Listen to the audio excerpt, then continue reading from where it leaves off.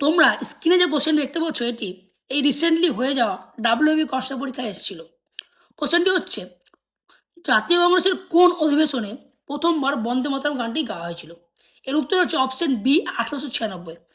1896 সালে জাতীয় কংগ্রেসের অধিবেশনে বন্দে মাতরম গানটি প্রথমবার গাওয়া হয়েছিল। ঠিক আছে, এই যে বন্দে মাতরম গানটি এটি নেওয়া হয়েছে বঙ্কিমচন্দ্র চট্টোপাধ্যায়ের আনন্দমঠ কাব্যগ্রন্থ থেকে।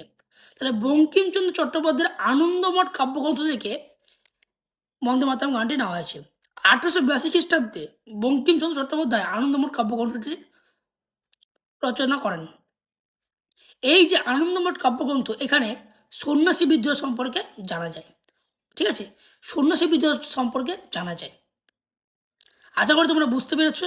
এরকম আরও ভিডিও পাওয়ার জন্য অবশ্যই আমার চ্যানেলটিকে ফলো এবং সাবস্ক্রাইব করো। Thank you so much for watching my video.